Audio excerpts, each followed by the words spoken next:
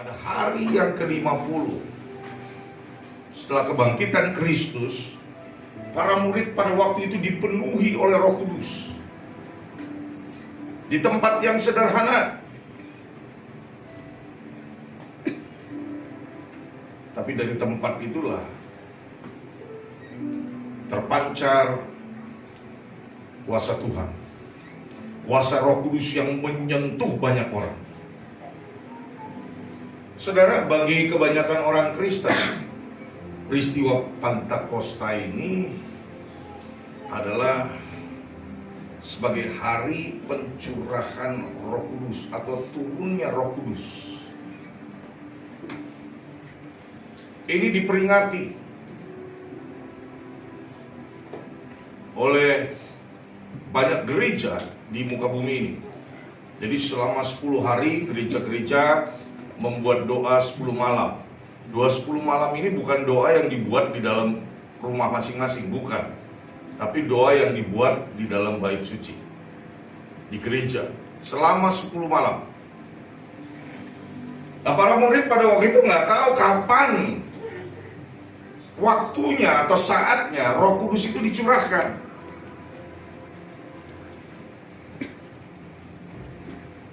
Dan di dalam komunitas yang lain, yaitu komunitas orang-orang Yahudi, saudara, di waktu yang sama mereka juga merayakan turunnya Torah. Saudara, kita perhatikan ada waktu yang bersamaan. Yang satu peristiwanya terjadi di Perjanjian Lama, saudara, di mana ketika Torah turun, ada 3.000 orang yang mengalami kematian. Namun di Perjanjian Baru, ketika Roh Kudus turun, ketika Roh Kudus dicurahkan, ada 3.000 orang yang bertobat, diselamatkan.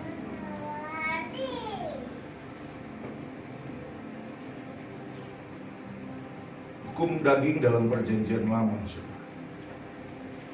Manusia berbuat dosa dulu baru dihukum. Dan itu ditulis di dalam 2 loh batu. Sementara itu bukan ditiadakan di Perjanjian Baru, enggak, saudara. Itu tetap ada namun disempurnakan. Itu tidak ditulis di atas 2 loh batu, tetapi ditulis di dalam loh hati. Hukum daging disempurnakan menjadi hukum roh. Di Perjanjian Lama, seseorang berbuat dulu, ketika itu melanggar, ada hukuman, ada konsekuensinya. Tetapi dalam Perjanjian Baru, melihat dan menginginkan, itu sudah dikategorikan berdosa. Artinya disempurnakan, bukan dibuang, saudara. Dari hukum aksesoris menjadi sebuah hukum esensi. Ini yang kita perlu semua untuk mengetahui. Di pada waktu itu ada gejala-gejala fisik yang terlihat ya di saat pencurahan Roh Kudus atau turunnya Roh Kudus. Itu ada angin yang kencang, begitu berhembus ya. Ada lidah-lidah api yang bertebaran, namun mereka berhenti, api itu di atas kepala para murid. Dan mereka juga mulai berbahasa, bahasa yang baru. Kalau di dalam bahasa aslinya itu glossolalia atau karunia lidah. Tetapi diterjemahkan ke dalam bahasa Indonesia menjadi bahasa roh. Yang perlu kita tahu, saudara, bahwa Pentakosta itu bukan hanya merupakan sebuah peristiwa sejarah yang pernah terjadi di atas sebuah loteng yang sederhana 2000 tahun yang lalu di kota Yerusalem. Namun sesungguhnya ini merupakan titik balik daripada sejarah keselamatan dan awal daripada misi gereja untuk menyelamatkan dunia.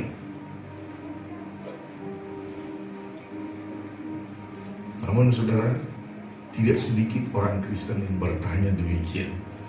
Apakah pengalaman Pentakosta itu masih relevan di zaman ini atau di hari-hari ini? Apakah kuasa Roh Kudus itu masih ada?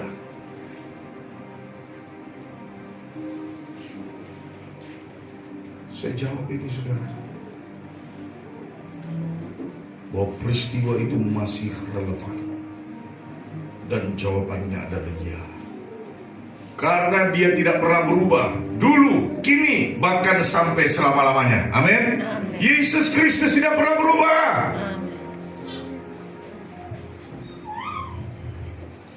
Jadi Roh Kudus yang sama yang telah turun dan mencurahkan kuasanya kepada para murid, Roh yang sama itu juga yang dia mau masuk di dalam kehidupan kita, saudara.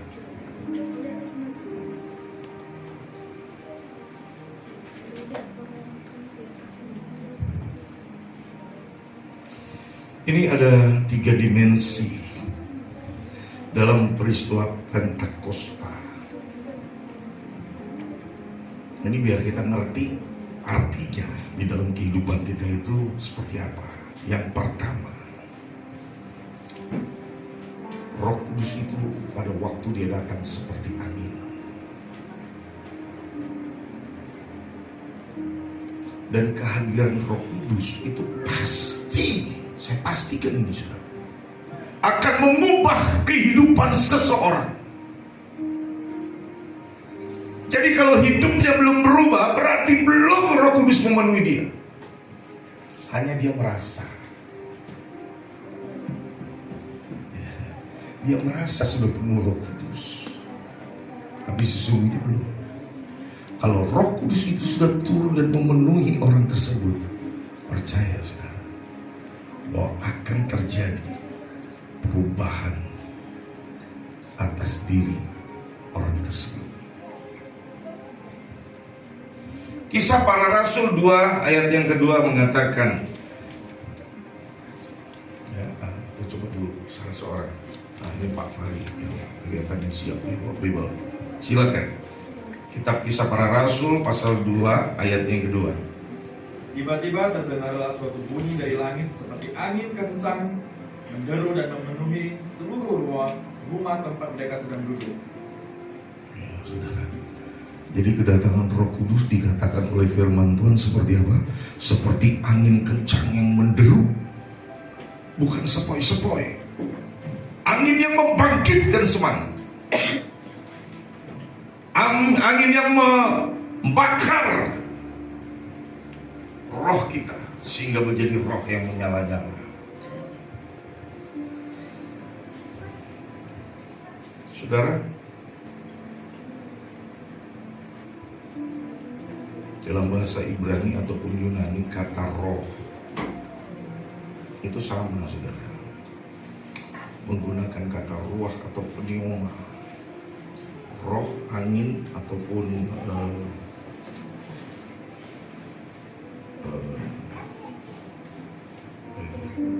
napas, ruah dalam bahasa Ibraninya, kalau dalam bahasa Yunaninya pneuma. Saudara,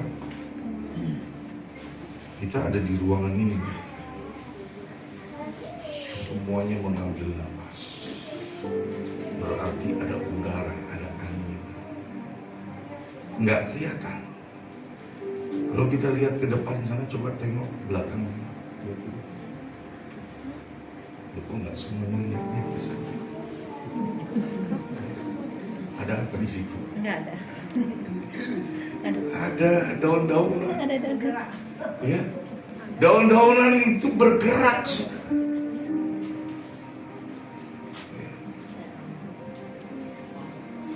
Tidak terlihat apa yang menggerakkan daun-daunan itu. Itulah angin. Ya, kalau sekarang bukan lagi zamannya, kapal udah modern, nggak perlu pakai layar lagi ya. Zaman dulu untuk mengidentifikasikan ada atau tidaknya angin itu layar apa? Kapal itu dikembangkan, saudara. Dan kapal itu bisa jadi jalan. Apa yang mendorong kapal itu bergerak? Angin.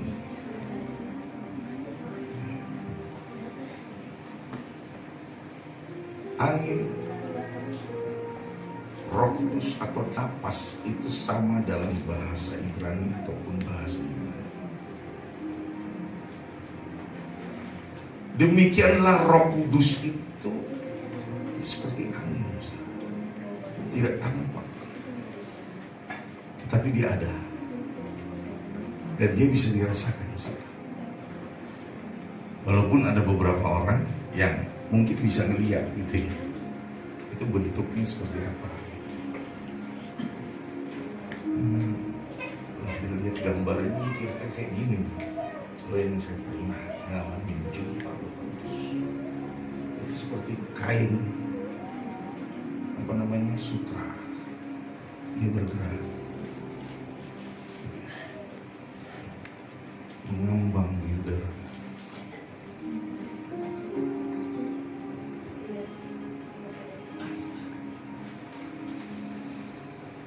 Saudara, buat kita yang sudah lahir baru, ini juga patut kita pahami bahwa Roh Kudus adalah nafas dari kehidupan baru itu sendiri. Jadi kalau orang menyatakan dirinya sudah lahir baru, dia harus hidup baru. Bagaimana mungkin seseorang bisa hidup baru kalau tidak ada Roh Kudus di dalamnya?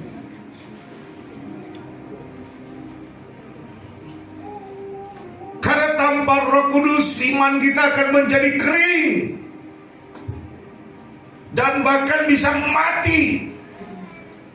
Tetapi dengan adanya Roh Kudus di dalam kita, maka secara spiritual roh kita jadi hidup dan terus dari hari lepas hari mengalami pertumbuhan dan perkembangan.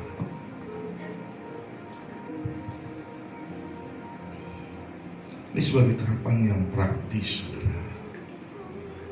Mungkin tanpa sadar ya, kita mencoba berjalan dengan kekuatan kita sendiri. Kekuatan manusia itu ada batasnya, saudara. Ada limitnya. Maka nggak heran, saudara, kadang-kadang ada seorang yang sudah bertahun-tahun jadi orang Kristen, atau bahkan juga sudah bertahun-tahun melayani Tuhan. Tapi di hari-hari akhir ini ngalamin apa ya?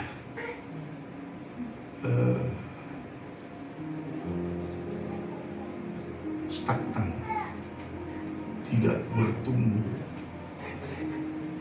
atau pengap rohani, bantet. Kalau orang yang suka bikin kue ini pasti tahu, ya, kue yang bantet itu nggak enak sebenarnya, nggak enak untuk dinikmati, dan pasti nggak mungkin laku untuk dijual. Artinya tidak bernilai.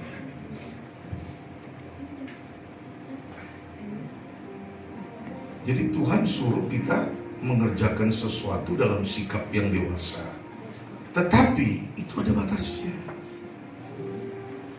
Maka perlu kita melibatkan Roh Kudus untuk bersama-sama dengan kita untuk melakukan perkara-perkara yang ada.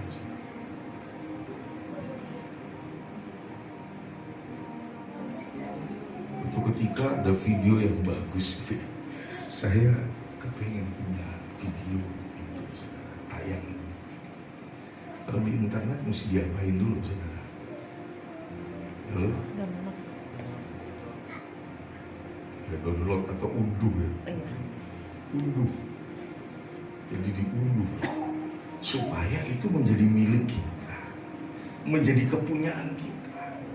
Ada banyak video-video yang bagus, saudara, yang berhubungan tentunya dengan hal-hal yang rohani yang saya unduh. Dan itu jadi bagian saya, jadi punya saya, saudara. Saya mau upload lagi juga bisa, gitu. Ya, setelah diunduh. Tapi kalau nggak ada proses mengunduh, nggak bisa itu jadi punya kita. Dia harus diunduh.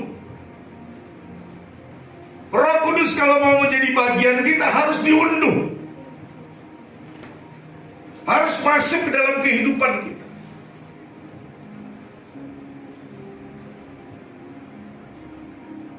Sehingga akhirnya Roh Kudus itu menjadi bagian dari diri kita, bagian daripada hidup kita. Dia akan memberi nasihat-nasihat kepada kita. Dia akan menuntun kita untuk kita tidak melakukan hal-hal yang bertentangan dengan firman Tuhan.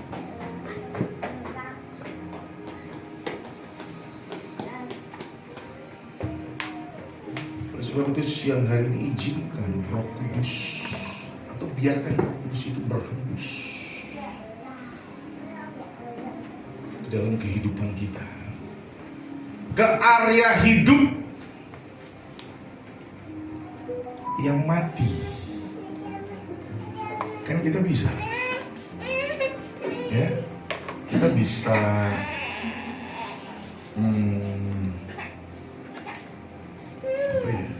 meneliti, ya, kita bisa meneliti apa yang ada di dalam kehidupan kita, area apa yang ada dalam kehidupan kita yang mati. Pekerjaan kah?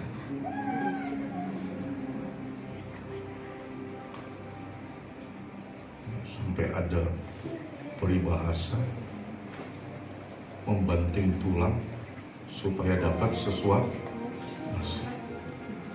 Nah, repot, tulang dibanting-banting dapatnya sesuatu nasi.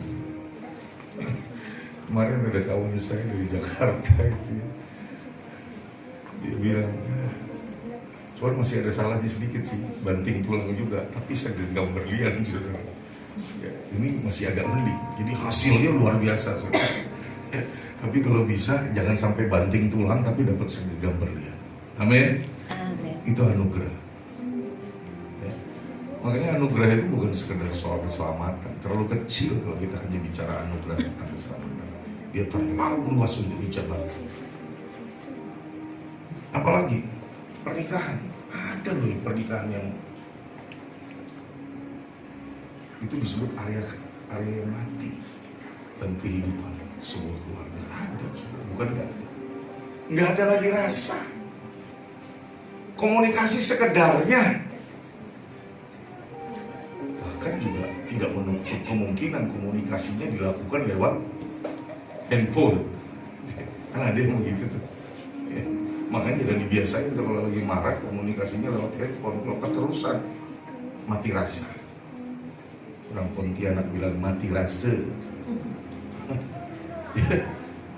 Nggak boleh itu dibiasakan. Komunikasi harus terus dibangun. Dan kalau kita uji area ini sudah mati, izinkan Roh Kudus beracara. Apalagi? Nah, ini paling krusial nih saudara, pelayanan. Jangan dibilang area ini nggak bisa mati, saudara. Bisa. Pada waktu kita berdiri di belakang mimbar, orang lain nggak tahu situasi kita, saudara.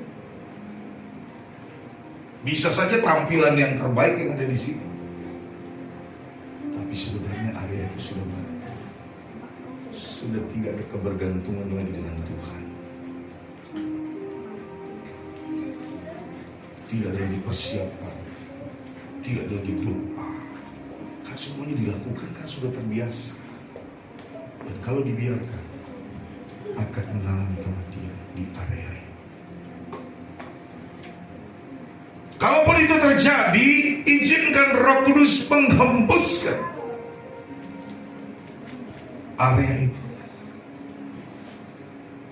sehingga diperbaharui semuanya, baik area pekerjaan kita, area pernikahan kita, area pelayanan kita jadi baru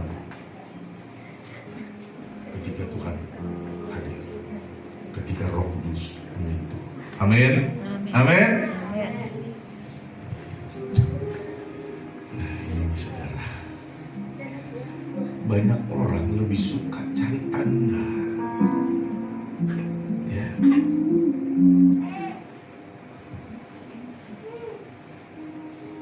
Jadi sebenarnya kita jangan hanya cari tanda-tanda fisik saja. Yang paling harus diperhatikan di sini adalah dampak yang terjadi, adanya perubahan karakter dan adanya kekuatan yang baru untuk melayani Tuhan, untuk melayani keluarga, untuk melayani di dalam pekerjaan.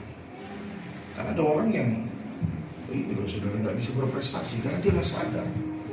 Pada waktu dia melakukan sesuatu, firman Tuhan berkata, lakukanlah seperti untuk Tuhan dan bukan untuk manusia. Amin. Maka akan ada hasil yang luar biasa yang kau akan lihat, apalagi Roh Kudus terlibat di sana. Dia akan menghidupkan area itu. Yang kedua, kalau yang pertama tadi apa namanya? Angin. Yang kedua,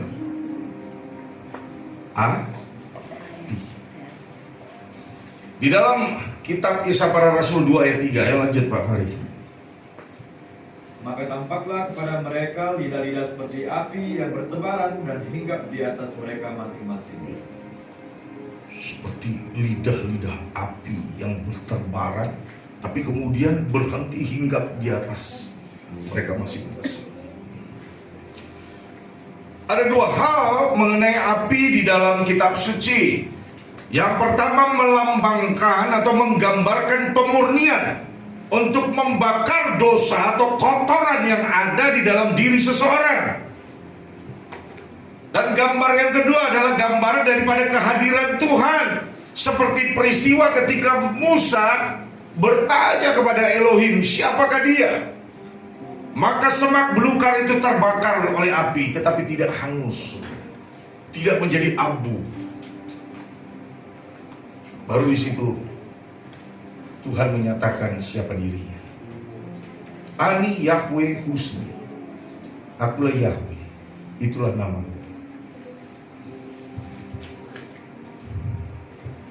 Perhatikan kata api ini hinggap pada mereka masing-masing.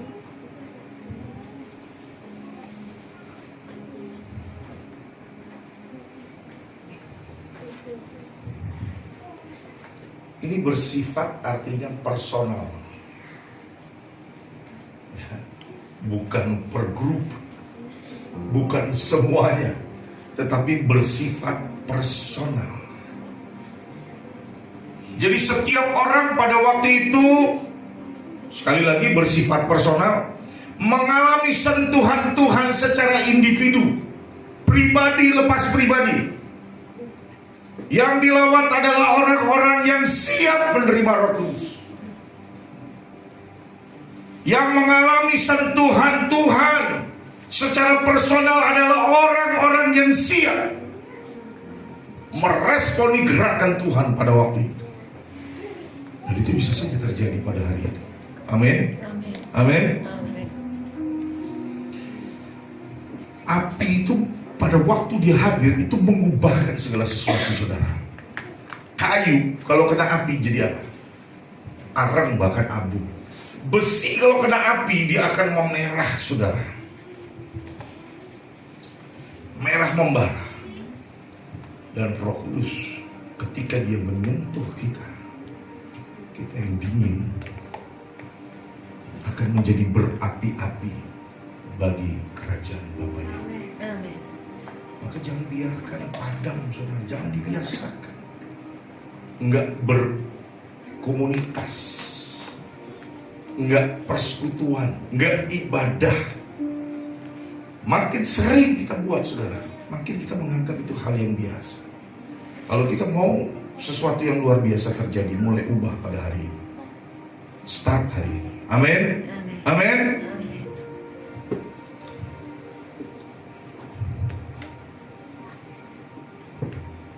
Sebagai terapan praktisnya, saudara. Kita Roh Kudus itu dia tidak memaksa seseorang, saudara.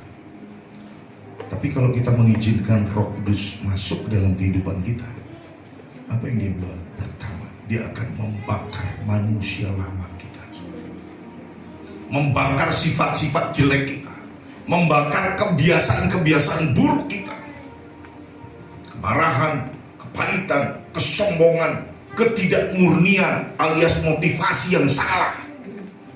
Itu dibakar, saudara. Menjadi pertanyaan, saudara, di hari-hari ini, apakah kita masih peduli dengan jiwa-jiwa yang tersesat? Sebenarnya banyak jiwa-jiwa yang tersesat. Yang sudah Kristen, yang belum Kristen karena belum kenal Tuhan, atau bahkan yang sudah Kristen,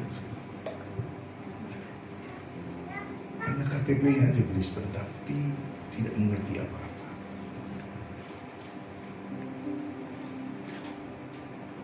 Atau dulu kita pernah punya api yang menyala-nyala, tapi setelah tahun-tahun kehidupan ini berjalan, apinya jadi redup dan bahkan tidak menutup kemungkinan bisa padam karena dibiasakan. Ya, saya ngajak agar api Roh Kudus terus menyala di dalam kita semua. Amin. Amin. Sehingga api iman kita itu terjaga. Mulai baca firman, mulai beribadah, bersekutu, sehingga kita mendapatkan pengenalan yang lebih dalam lagi akan Tuhan. Yang ketiga, saudara, dimensi yang ketiga, bahasa baru. Komunikasi Injil ini perlu terjadi atau terlaksana untuk menjangkau jiwa-jiwa. Di dalam kitab Kisah Para Rasul, pasalnya yang kedua, ayatnya yang ketiga ya, keempat berarti. Oke, lanjut Pak Farid. Dan mereka semua dipenuhi Roh Kudus, lalu mereka mulai berbicara dalam bahasa yang berbeda-beda, menurut apa yang diberikan Roh itu kepada mereka untuk mengucapkannya. Ya, saudara. Bahasa yang berbeda-beda.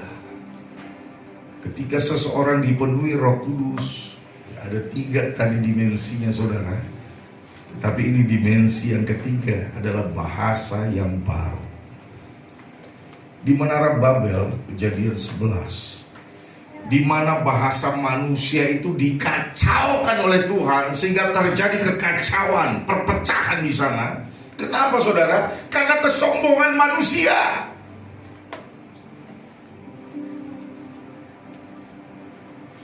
Manusia ingin menjangkau, ingin menyentuh Tuhan melalui logikanya, melalui kemampuannya untuk bertindak.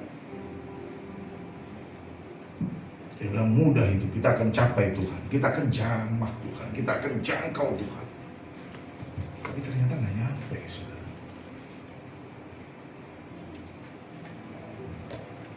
Upaya manusia sia-sia. Sejak ketika kejatuhan manusia pertama ke dalam dosa, segala upaya usaha manusia itu sia-sia. Kita lihat di dalam peristiwa yang terjadi di Pentakosta, saudara. Justru Roh Kudus memberikan kemampuan untuk para murid, orang-orang yang dilawat Roh Kudus pada waktu itu, berbahasa-bahasa yang baru. Tujuannya untuk menyatukan kekuatan supaya berita Injil, supaya informasi tentang keselamatan sampai kepada bangsa-bangsa.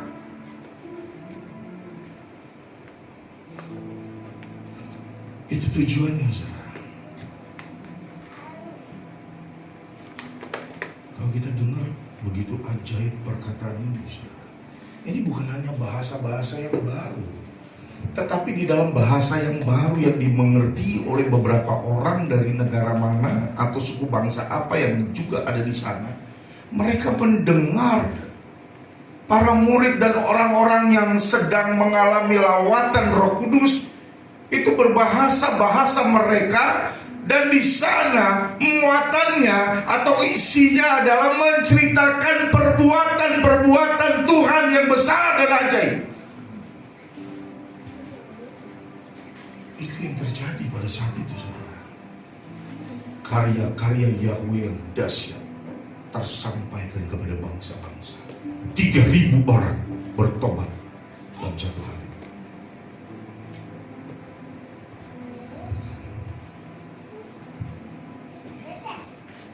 Injil itu bersifat universal, melintasi budaya, melintasi suku bangsa, melintasi bahkan status sosial. Mulai dari rakyat jelata sampai istana raja. Ketika Injil itu bergerak, dia menyelamatkan. Dan kita memegang mandat ini, saudara.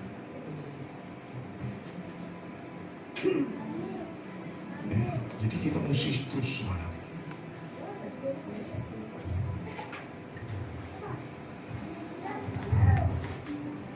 Orang yang penuh Roh Kudus, dia nggak takut untuk berkata-kata. Kemarin saya perbaiki motor. Ada orang yang berusaha bicara dengan saya, tapi karena saya fokus kepada perbaikan motor, jadi saya memperhatikan orang sedang memperbaiki motor saya. Tapi kemudian seperti ada yang berbicara, respon. Dan saya merespon.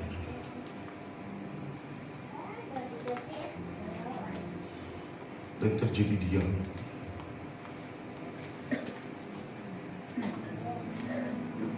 Saya pikir orang ini kurang sehat fisik. Mungkin kena serangan stroke atau apa, tapi ternyata enggak. Keadaan fisiknya itu sudah terjadi atas orang ini sejak kecil. Jadi dia kesulitan untuk mengendalikan tubuh. Tapi herannya main musik dipakai. Ya. Walaupun saya belum lihat, kalau menurut dia pemain musik di gereja. Waktu itu setiap hari Sabtu dia bilang dia harus pergi ke satu kota, bermalam, paginya melayani di gereja dan besok pulang. Setiap minggu itu dengan lihat keterbatasannya, saya mulai tanya, siapa yang bawa kamu ke sana?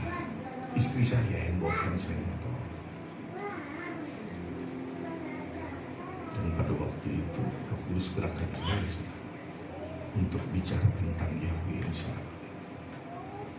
Saya langsung sampaikan, awalnya dia takut-takut, saudara. Karena mungkin sudah diajarin sama dia bahwa ini, wah nggak boleh sembarangan gitu ya. Dan saya jelaskan, puji Tuhan. Pada terakhir salaman dia berkata, Bapak Yahweh memberkati. Bukan saya yang memberkati, tapi dia. Kemudian saya balas. Ini sebuah peristiwa yang sederhana, saudara. Yang saya mau informasikan kepada Anda, banyak orang yang belum tahu kebenaran. Dan bahkan kadang-kala menutupi kebenaran karena status. Karena takut ditolak. Karena menjaga nama baik. Menjaga nama baik itu bukan tidak melakukan firman, bukan tidak menginformasikan firman, tetapi tidak melakukan perbuatan dosa. Itu menjaga nama baik. Kalau memberitakan firman itu beda. Itu bukan kita merusak nama baik. Terima atau tidak terima itu bagian Roh Kudus. Amin. Tugas kita hanyalah menginformasikan kepada orang lain. Saudara, kita ini sebenarnya untuk jadi saksi Tuhan itu nggak harus hafal skrip teologi yang rumit. Cukup yang sederhana aja. Cukup kita ceritakan tentang karya-karya Tuhan yang begitu besar yang terjadi menurut kitab suci ataupun menurut pengalaman yang pernah kita alami. Itu aja saksikan saudara. Bentuknya apa? Bisa karena kita disembuhkan dari sakit penyakit, bisa karena Tuhan telah memberkati kita, dan lain sebagainya dan lain sebagainya. Banyak yang bisa kita ceritakan. Tanpa kita harus untuk sekolah teologi dulu enggak. Gereja dipanggil, kita di perjanjian baru ini adalah gereja Tuhan. Gereja Tuhan dipanggil untuk menjangkau jiwa-jiwa dari semua lapisan manusia, dari semua lapisan masyarakat. Kita jangan hanya nyaman dengan orang yang sama, orang yang sama dengan kita. Oh, sama-sama menyembah Yesus, sama-sama menyembah Bapa Yahweh. Jangan begitu juga, saudara. Tapi kita mesti punya motifnya pure, motifnya murni, saudara. Ya, bahwa kita tujuannya mau jangkau jiwa. Kalau enggak, berangkat. Mau ngapain? Energi kita habis di situ, saudara. Hanya untuk hal-hal kecil. Tuhan bisa buat hal yang besar melalui hal yang lain. Kalau menurut saya itu, ini dari pengalaman. Ya. Nah, saudara, siapakah orang asing di sekitar kita? Itu bisa tetangga kita, bisa rekan kerja kita, bisa anak buah kita, atau bisa bos. Jadi sekali waktu, saudara, ada seorang dari militer, seorang petinggi angkatan laut. Dia orang Kristen, saudara. Dan dia punya wakil, seseorang yang tidak mengenal Tuhan.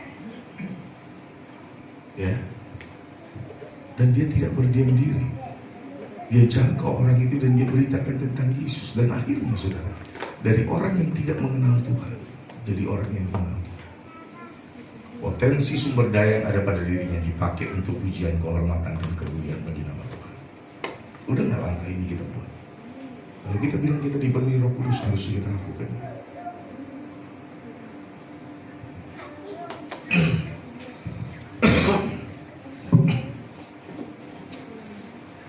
Pentakosta, ya, sebagai konklusi, Pentakosta bukan sekedar pengalaman emosional, bukan, yang bersifat sesaat. Di hari-hari ini, ya kan 10 hari ini, wah, terus kita menguduskan diri, wah, kita hidup menurut sesuai firman Tuhan, ya, kita siap menyambut Roh Kudus. Tapi hari-hari setelah hari ini, setelah hari Pentakosta, kembali kita kepada kehidupan lama. Bukan seperti itu, saudara. Melainkan ini tentang pemberdayaan yang permanen dari Tuhan untuk menjadi saksi Kristus. Ini hanya momentum, saudara. Tapi kalau kita pergunakan dengan baik momentum ini, maka kita akan melihat sesuatu yang hebat terjadi. Jika gereja kehilangan Roh Kudus, sehebat apapun, saudara, di mimbar, alat musik mungkin ratusan juta atau miliaran, tata lampu lighting ini begitu hebat, begitu bagus, tetapi gereja tidak lebih daripada kumpulan klub sosial. Gereja harus ada Roh Kudus. Gereja harus kembali kepada Roh Kudus agar dia menjadi satu kekuatan yang besar untuk menggoncangkan dunia. Amin. Amin. Nggak sampai semua ya. Amin. Amin. Itu yang harus dilakukan, saudara. Kalau nggak klub sosial. Ya. Kita mau ini terjadi. Saudara, firman Tuhan mungkin hari ini keras, mengguncang Anda dan juga mengguncang saya sendiri, saudara. Karena pengkhotbah itu kan menyampaikan firman Tuhan yang adalah pedang bermata dua, kena ke depan, ke belakang, ke belakang. Itu harus. Jadi bukan kena ke depan terus, saudara. Ke belakang juga harus kena. Kalau ke belakang nggak kena, itu namanya apa? Halo? Munafik. Ya. Gak ada yang sempurna, tapi kita akan belajar untuk jadi sempurna. Amin. Dan Roh Kudus adalah guru yang paling hebat bagi kita. Bukan siapapun, bukan gembala, bukan senior pastor, tapi Roh Kudus adalah guru yang paling sempurna, yang dapat mengajari kita dengan sempurna tanpa ada kesalahan sedikit pun. Amin. Amin. Ya. kita datang sama dia.